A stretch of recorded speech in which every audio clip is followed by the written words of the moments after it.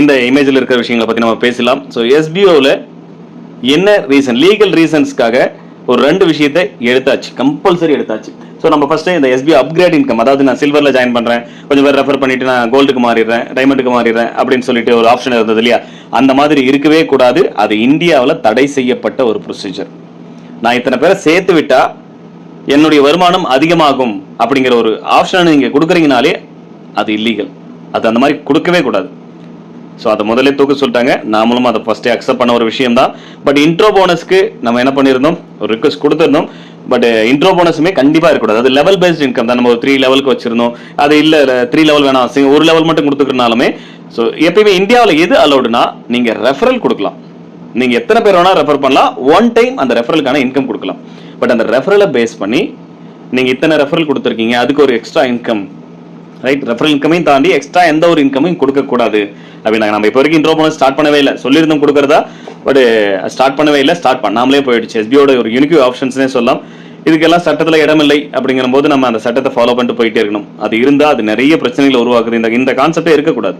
But இப்போ எஸ்பிஓல ரெஃபரலே கிடையாது, new ஜாயினிங்கே கிடையாதுன்னும் போது, இருக்கிறவங்களையும் வெளியே அனுப்புறோம் போது கொஸ்டின்ஸே கிடையாது எஸ்பிஓல. இங்க அடுத்த பாயிண்ட், 3rd பாயிண்ட் போட்டுற பார்த்தலாம். இங்க எப்படி இருக்கணும், ஒரு கம்பெனி எப்படி இருக்கணும்னா, அவங்க ஒரு ஒர்க் பண்ணணும், அந்த ஒர்க் மூலியமா அந்த கம்பெனிக்கு ஒரு இன்கம் வரணும். அந்த இன்கம்ல இருந்து ஒரு ப்ராஃபிட்ல இருந்து தான் அந்த அவங்களுக்கான இன்கம் கொடுக்க, அவங்களுக்கான சேலரி கமிஷனை கொடுக்கணும். சேலரியோ கமிஷனோ அது என்னவோ அதை நீங்க கொடுக்கணும், ரைட்? ஸோ இதுதான் கான்செப்ட். ஸோ அப்போ ஒர்க் பண்ணணும், அந்த ஒர்க் மூலியமா தான் இன்கம். நான் இதை அடிக்கடி ஆல்ரெடி சொல்லியிருக்கேன். கம்மிங் எஸ்பிஓவில் நீங்க டீம் கொடுத்துட்டா போதும், டீமை பேஸ் பண்ணி இன்கம், டீமை பேஸ் பண்ணி இன்கம் அப்படிலாம் நினைச்சிடாதீங்க. ஸோ கண்டிப்பா உங்களுக்கு ஒரு ஒர்க் இருக்கும். அந்த ஒர்க்கை பேஸ் பண்ணி மட்டும் தான் இன்கம் இருக்குமே தவிர, ஸோ உங்களுடைய இன்கம் நீங்க மட்டும் தான் டிசைட் பண்ண போறீங்க. இப்போ அடுத்தது கிளைண்டோட ரெக்யர்மெண்ட். 2 விஷயம் தாங்க. கேரண்டட் சேல்ஸ் அவங்களுக்கு தேவை, ரைட்? ஏன்னா அவங்க கொஞ்சம் எஸ்பிஓ மேலே இன்வெஸ்ட்மெண்ட் பண்ணல. இப்போ நீங்க பே பண்ணியிருக்கிற மொத்த அமௌண்ட்டும் அவங்க மூலியமா தான் நமக்கு கிடைச்சிருக்கு, ரைட்? அவங்க நமக்கு ரீஃபண்டபிள் கொடுக்கறதுக்கு அவங்க தான் நம்ம கொடுக்க போறாங்க. அதுக்கான ஒர்க் பண்ண போறோம், அந்த ஒர்க்குக்கான இன்கம் தான் வரப்போது. நம்ம எடுத்து என்ன பண்ண போறோம், எஸ்பிஓ கொஞ்சம் இது அதையும் மாற்றி எடுத்து வச்சு கொஞ்சம் கொடுத்துரும், ரைட்? எல்லாருக்குமே ரீஃபண்டபிள் கொடுக்கறதுக்கும் சரி, பெண்டிங் இருக்கிற பேமெண்ட், நீங்க ரெகுலரா ஒர்க் பண்ண மந்த்லி இன்கம் எல்லாமே அவங்க தான் ப்ரொவைட் பண்றாங்க. ஸோ அப்போ அவங்க கேரண்டிடா ஒரு சேல்ஸ் கேட்கறாங்க. வெறும் லீட்ஸும் வியூஸ் மட்டும் அவங்களுக்கு போதாது. லீட்ஸ் மீன்ஸ் நம்ம எதை சொல்லுவோம்னா, ஒரு கஸ்டமருடைய டீடைல்ஸ் எடுத்து சம்பந்தப்பட்ட கம்பெனி கொடுத்துருவோம். இவங்க இன்ட்ரெஸ்டா இருக்காங்க, அவங்களுடைய டீடைல்ஸ், கான்டாக்ட் டீடைல் இது அப்படின்னு கொடுத்துருவோம். அதோட முடிஞ்சு போயிடும். ஃபார் எக்ஸாம்பிள் லீட்ஸ்னா நம்ம இப்போ எதை சொல்லியிருக்கோம் அப்படின்னா, நிறைய இடத்துல நம்ம என்ன பண்ணுவோம், ரிக்வஸ்ட் மாதிரி கொடுப்போம், இல்லை அதை கிளிக் பண்ணுவோம். இப்போ எல்லா ஃபேஸ்புக்ல இருந்து கூகுள்ல இருந்து எல்லா கம்பெனியுமே அதை தான் பண்ணிட்டு இருக்காங்க. ஸோ இவங்கெல்லாம் நீங்க ஒரு அமேசான்ல போயிட்டு ஒரு ப்ராடக்ட்டை சர்ச் பண்ணிட்டு யூடியூப்ல வந்தீங்கன்னா அந்த அட்வர்டைஸ்மெண்ட் ஓடும். அங்கிருந்து இங்க இன்ஃபர்மேஷன் பாஸ் ஆகிடும், லீட்ஸ்ன்னு சொல்லுவோம் இல்லையா? இன்ஃபர்மேஷன்ஸ் பாஸ் ஆகிடும். இதெல்லாம் டிஜிட்டல் மார்க்கெட்டிங்குள்ள தான் வந்து நிற்கும், ரைட்? இந்த மாதிரி நிறைய விஷயங்கள் இருக்கு. டிஜிட்டல் மார்க்கெட்டிங்குள்ள போகணும்னா அதில் தெரிஞ்சுக்க வேண்டியது நிறைய இருக்கு. நமக்கு அதெல்லாம் தேவையில்லை, ரைட்? ஸோ அவங்க கேரண்டிடா சேல்ஸ் கேட்கறாங்க. அப்போ முதல் சேல்ஸே நம்மளுடையதாக தான் இருக்கணும், ரைட்? அது ரூல்ஸ் படி பார்த்தோம்னா நம்ம கம்பெனி ஆக வேண்டியது. பட் இப்போ இருக்கிற சுச்சுவேஷனுக்கு இருக்கு, ஆனா இல்லைன்ற கான்செப்ட்ல தான் இருக்கு. பட் நம்ம கரெக்டா ஒர்க் பண்ணும், அவங்க எதிர்பார்க்குற அந்த ரிசல்ட்டை கொடுத்தோம் அப்படின்னா 6 மந்த்துக்கு அப்புறம் அதுல ஒரு மேஜர் டைரக்டரா எஸ்பிஓவில் இருக்கிற டைரக்டரும் அதுக்குள்ள இருப்பாங்க. அப்படி போகும்போது நமக்கான பர்சன்டேஜ் இன்க்ரீஸ் ஆகும், நமக்கான அந்த சேலரி இன்க்ரீஸ் ஆகும். அதுதான் டார்கெட்டும் கூட. அவங்க கேட்டுக்க 2வது விஷயம் டைம் பர்ஃபார்மன்ஸ். அதாவது என்ன சொல்றாங்கன்னா, இப்ப இருக்கு இல்லையா, எஸ்பிஓல கொடுக்குற நம்ம ஒரு அனௌன்ஸ் பண்ணா அது ரீச் ஆகிறதுக்கு 10 நாள் இருக்கு இல்லையா?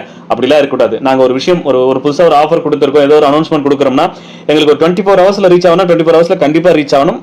24 ஹவர்ஸ்ல அது அத்தனை பேருக்கு போய் சேரணும். அத்தனை பேருக்குனா உங்களுக்குள்ள போய் சேர்றது போது நீங்க அது மற்றவங்களுக்கு இப்போ ஒரு போஸ்ட் ஒன்று கொடுத்து இதை வந்து சோசியல் மீடியாவில் ஸ்ப்ரெட் பண்ணுங்கன்னா, இங்க இருக்கிற 2 லட்சம் பேர் நம்ம மேக்ஸிமம் லிமிட் கொடுத்துருக்கோம் மைக்ரோ டாஸ்க். ஃபார் எக்ஸாம்பிள் 2 லட்சம் பேர் வருவாங்க.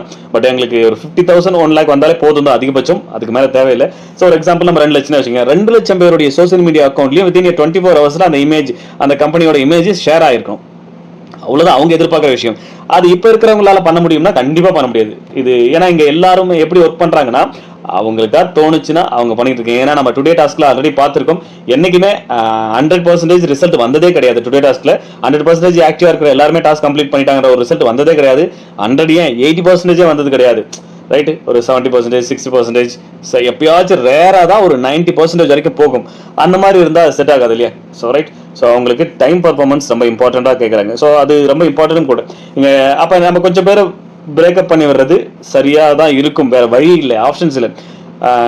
நிறைய பேர் ஒரு எதிர்பார்ப்போட தான் இருந்தாங்க. ஸோ எஸ்பிஓ வரும், கண்டிப்பா ஒரு நல்ல இன்கம் ஆப்பர்ச்சுனிட்டி கொடுக்கும்னு ஒரு எதிர்பார்ப்போட தான் இருந்தாங்க. நாங்க இந்த ஒரு முடிவு எடுக்கிறதுக்கான காரணம் என்னன்னா, நீங்க தான். நான் உங்களை குறை சொல்றேன்லாம் இல்லை.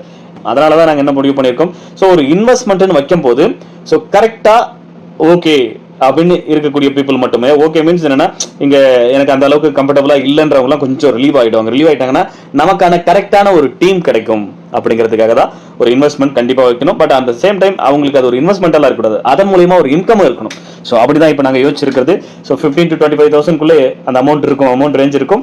ஸோ அது என்ன அப்படிங்கிறது ஒரு 3 to 4 days announcement, maybe Monday டியூஸ்டேக்குள்ள அது நமக்கு கிடைச்சிரும். நம்ம அப்பா அதை பத்தி பார்க்கலாம். ஓகே, ஸோ நீங்க கரெக்டான ஆப்ஷனை சூஸ் பண்ணுங்க. ரைட், உங்களுக்கு நீங்கள் எஸ்பிஓவில் கண்டினியூ பண்ணுறீங்களா இல்லையா அப்படிங்கிறத சூஸ் பண்ணுங்கள். ரைட், கிளியரா?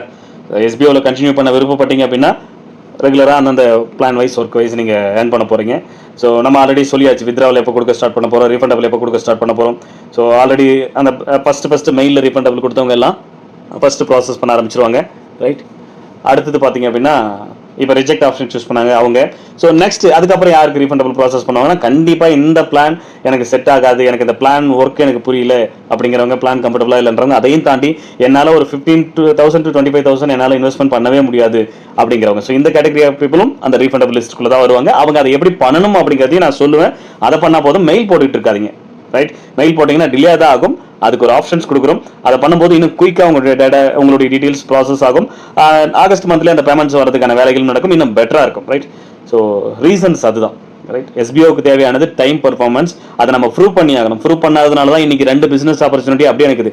எஸ்பிஓட ஃபோக்கஸ் மக்கள் பாதிக்கப்படவும் கூடாது, அட் சேம் டைம் எஸ்பிஓ பிசினஸும் பண்ணணும். அதை விட்டுட்டு மக்களுக்காக யோசிச்சுட்டே இருந்தோம்னா எஸ்பிஓ பிசினஸ் பண்ண முடியாது. இன்னைக்கு ஒரு 2 பெரிய பிசினஸ் ஆப்பர்ச்சுனிட்டி டவுட்டா நிறுத்தி இருக்காங்க. இல்ல வேண்டாம், இப்போ வேண்டாம், நீங்க ஒரு 4 to 6 months கரெக்டா ரன் பண்ணுங்க, அந்த டைம் பர்ஃபார்மன்ஸ் கரெக்டா இருக்கு, நீங்க கரெக்டா உங்களால சேல்ஸை கொண்டு வர முடியும், உங்களால நிறைய சேல்ஸ் எங்க கம்பெனிகளுக்கு கொண்டு வர முடியும் அப்படின்னா நம்ம அப்போ பார்க்கலாம் அப்படிங்கிறது. ஸோ அப்போ நம்ம அது என்ன தேவையோ அதை பண்ணியே ஆகணும். அதனால முதல்ல இங்க இருக்கிற எல்லாருமே அந்த கம்பெனியில கேரண்டிட் சேல்ஸா மாத்தணும். அதுக்கு என்ன தேவை அதுதான் இப்போ நம்ம பண்ணியிருக்கோம். ஆல்ரெடியும் அதான் பண்ணோம், இப்போ மறுபடியும் இந்த கூப்பன் ஆப்ஷன் மூலியமாக அதை தான் பண்ணியிருக்கோம். அது உங்களுக்கு டீட்டெயிலாக எக்ஸ்பிளைன் பண்ணுவேன். ஓகே, ஒரு 4 days அதை டீட்டெயிலாக எக்ஸ்பிளைன் பண்ணுறேன் அது எப்படின்னு. ஸோ அப்போ இங்க இருக்கவங்க எல்லாருமே அந்த கம்பெனியில் ஒரு கஸ்டமராகவும் இருக்கணும். ரைட், அங்கே அதன் மூலியமா அவங்களுக்கு தேவையான ஒர்க்கும் பண்ணணும். சரியா, நாம ஒர்க் பண்ற கம்பெனியோட ப்ராடக்ட்ஸை நாமளே வாங்கல, சர்வீஸை நாமளே வாங்கல அப்படின்னா செட் ஆகுது. நம்ம எஸ்பிஓ தான் ஒர்க் பண்றோம், பட் யாருக்காக ஒர்க் பண்றோம்? அந்த பிசினஸோட சர்வீஸோ ப்ராடக்ட்டோ நாம தான் ஃபர்ஸ்ட் யூஸரா இருக்கணும். அதுக்கப்புறம் தான் மற்றவங்களுக்கு நம்ம அதை கொண்டு போய் சேர்க்கணும். ரைட், ஸோ நம்ம யூசர்ஸ் மட்டும் அவங்களுக்கு பத்தாது. 2 லட்சம் யூசர்ஸ்லாம் பத்தவே பத்தாது. ஒரு எக்ஸாம்பிள் வச்சோம்னா அவங்களோட நீடட் வேற. ரைட், அவங்க அதுக்கேற்ற மாதிரி பெரிய கான்செப்ட்ல கொண்டு வந்திருக்காங்க. ஸோ நம்ம அவ்வளோ பல லட்சம் பேர் உள்ள கொண்டு வர போறோம். ரைட், ஸோ ஜென்ரல் கஸ்டமர்ஸ் அவங்களாம் டைரக்டா உங்க மூலியமா வரக்கூடிய ஜென்ரல் கஸ்டமர்ஸ் எப்படி வர போறாங்க, என்ன ஏதுன்றதுலாம் நீங்க ரொம்ப மண்டிய போட்டுலாம் குழப்பிக்க வேண்டாம். உங்களுக்கு அந்த மைக்ரோ டாஸ்க் ஒர்க் என்னவோ அதை நீங்க மைண்ட்ல வச்சு நீங்க ஒர்க் பண்ணாலே போதும். ஸோ அதை எஸ்பிஓ எப்படி பண்ணணும் அப்படிங்கிறத எஸ்பிஓ பார்த்துக்கும். ஸோ நீங்க டிசைட் பண்ண வேண்டியது, ஸோ எஸ்பிஓல கண்டினியூ பண்றீங்களா இல்லையா. இவ்வளோ டீட்டெயிலா சொல்றதுக்கான காரணம் என்ன ஏதுன்னே தெரியாத உட்காந்துட்டு இருக்காதிங்க. எஸ்பிஓ தெளிவா முடிவு எடுத்திருக்கு. ஸோ இங்க ஒரு குறிப்பிட்ட பீப்புளை கண்டிப்பா பிரேக்அப் பண்ணி விடணும் அப்படின்றது. இங்க நிறைய பேர் கடை வாங்கியிருக்கேன், லோன் வாங்கியிருக்கேன், நிறைய ரீசன்ஸ் சொல்லியிருக்கேன். இவ்வளோ நாளா அட்ஜஸ்ட் பண்ணி வெயிட் பண்ண சார், ஒர்க் கொடுப்பீங்கன்னு தான் பார்த்தோம். கண்டிப்பா நாங்கள் ஒர்க் கொடுக்க ரெடியா இருக்கும். பட் இந்த ஒரு கண்டிஷன் வைக்கிறதுக்கான ரீசன், ஸோ மறுபடியும் நாங்கள் எங்கே போய் வாங்குறது, சுச்சுவேஷன் அதுதான். ஏன்னா இங்கே நடந்திருக்கிற இந்த பிரச்சனைகள்லாம் வந்து எஸ்பிஓக்கு என்ன வேண்டுதலா, ஆர்பிஐலேருந்து ஒரு கம்ப்ளைண்ட் வரணும், ஒரு தேவையே இல்லாத ஒரு டீம் போயிட்டு எஸ்பிஓக்கு அகைன்ஸ்டாக அலிகேஷன்ஸ் பாஸ் பண்ணணும், அதுக்கு உட்காந்துட்டு எஸ்பிஓ அதுக்கு முன்னாடி ஒரு 8 மாசமா சுற்றணும். அதனால நம்மளுடைய கிளைண்ட் கம்பெனியில் கொஞ்சம் சந்தேகமா இது செட் ஆகுமா ஆகாதா, இவங்க பண்ணுவாங்களா பண்ண மாட்டாங்களா, இந்த மாதிரியான பிரச்சனைலாம் வருது. உங்களுடைய ஃபியூச்சர் கான்செப்ட் எப்படி, ஸோ இந்த மாதிரியான பிரச்சனைகள்லாம் வந்து நம்ம எதிர்பார்க்காத ஒரு விஷயம். அப்படி நடக்கும்போது இப்போ இருக்கிற சுச்சுவேஷன்ஸ்க்கு நம்ம கேரண்டீடா ஒரு விஷயத்தை அவங்களுக்கு பண்ணா மட்டும்தான் ப்ரூவ் பண்ணணும். நம்ம கிட்ட இருக்கிற பீப்புளை வச்சு நம்மளால அவங்களுக்கு தேவையான பர் மந்த் சேல்ஸ் நம்மளால அவங்க ஒரு டார்கெட் கொடுத்துருக்காங்க எங்களுக்கு. ஓகே, ஸோ இங்க இருக்கிறவங்க மட்டும் போதாது, எங்களுக்கு இன்னும் நிறைய சேல்ஸ் வேணுன்ற அந்த டார்கெட்டிங் கொடுத்துருக்காங்க. அதை நம்மளால ரீச் பண்ணியே ஆகணும் அப்படின்னா ஒரு சில விஷயங்கள் நம்ம செஞ்சுதான் ஆகணும். அதுக்கு இந்த மாதிரி ஸ்ட்ரிக்டான முடிவுகள் எடுத்தால் மட்டும்தான் அது கரெக்டாக போய் சேரும். இல்லைன்னா ரொம்ப உட்காந்து என்ன எப்படி ஏமாத்தலான்னு பார்க்குற ஒரு கூட்டம் இருக்கு. அந்த கூட்டம்லாம் கண்டிப்பாக இப்போ இந்த கண்டிஷன்ல இருக்கவே இருக்காது. ஓடிடுமோ இதெல்லாம் நமக்கு செட் ஆகாது, நம்ம பே பண்ண அமௌண்ட்டை நம்ம ஒர்க் பண்ணி வாலெட்டில் வச்சிருக்கிற அமௌண்ட்டை வாங்கிக்கணும், நம்ம ரிலீவ் ஆகிடலாம், நான் கண்டிப்பாக போயிடுங்க. ஏன்னா கரெக்டாக ஜென்யூனாக ஒர்க் பண்ணணும்னு நினைக்கிறவங்க மட்டும்தான் கண்டினியூ பண்ணுவாங்க எஸ்பிஓவில் அப்படிங்கிறது. தேங்க்யூ.